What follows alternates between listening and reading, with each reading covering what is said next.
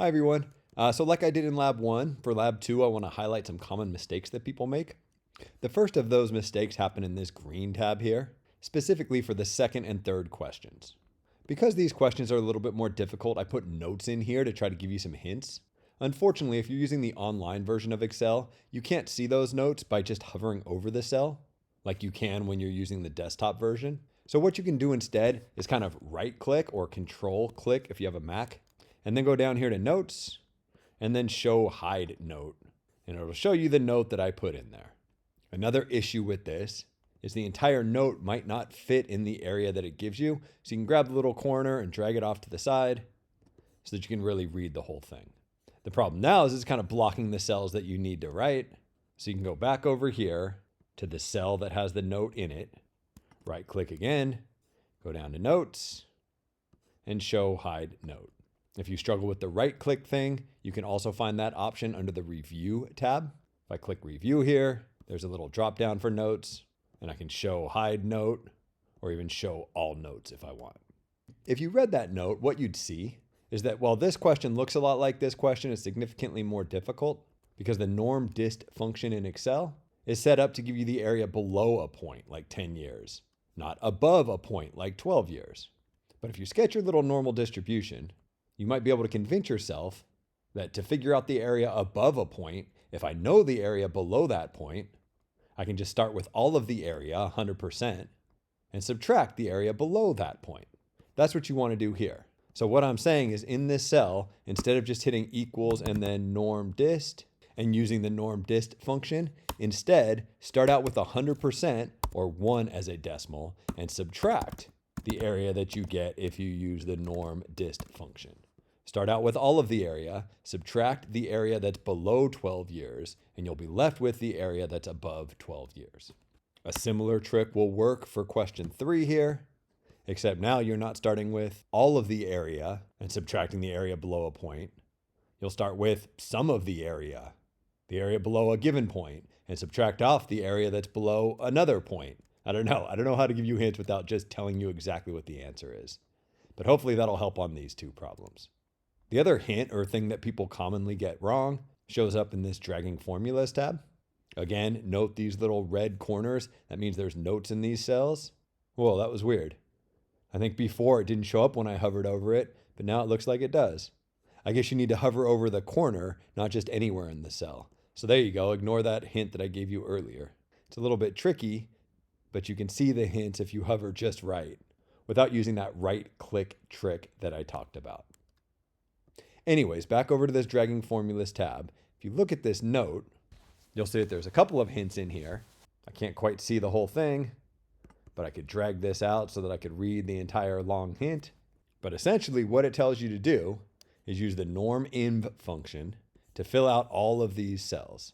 And the way you want to do that is by writing a formula in the purple cell and then dragging it down and then dragging it to the right.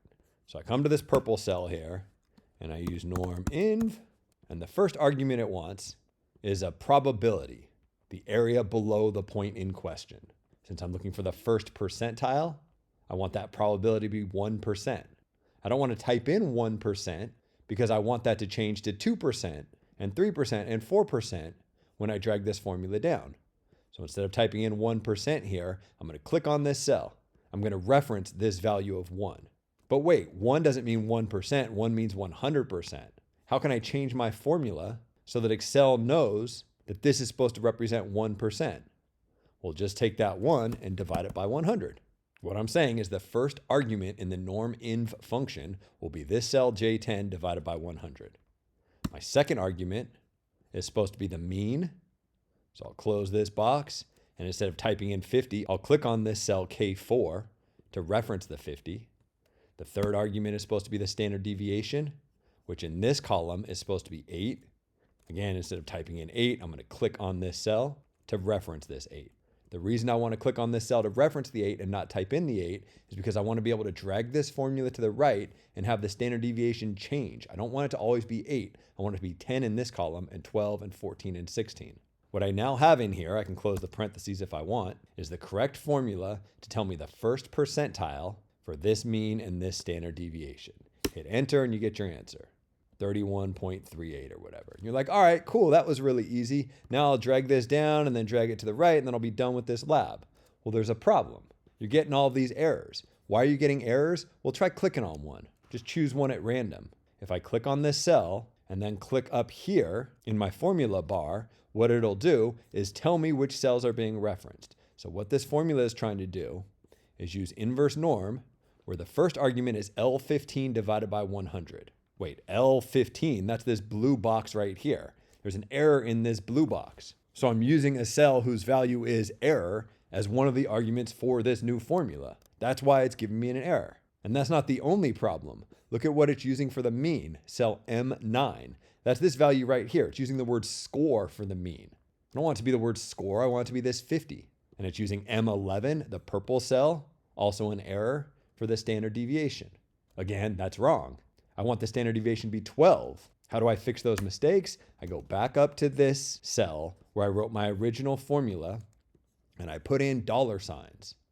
Not indiscriminately, but very carefully to make sure that when I drag this formula down, the percentile changes, but the mean does not change and the standard deviation does not change. And when I drag this formula to the right, the percentile does not change, the mean does not change, but the standard deviation does change.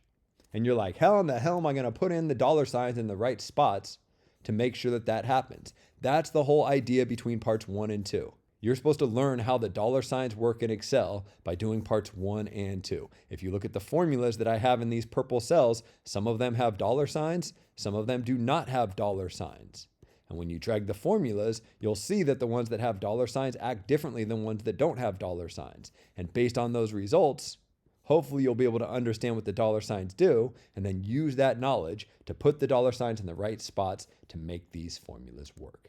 I know that's a lot. It's pretty tricky. It's probably the most challenging Excel thing we'll do the entire term. But it's really the key to becoming an expert at Excel, understanding what these dollar signs do and how to properly do them. Question 3 on this tab is a really powerful skill for you to have if you can figure that out. Hopefully that's incentive to spend a little bit more time on it. Hope that helps.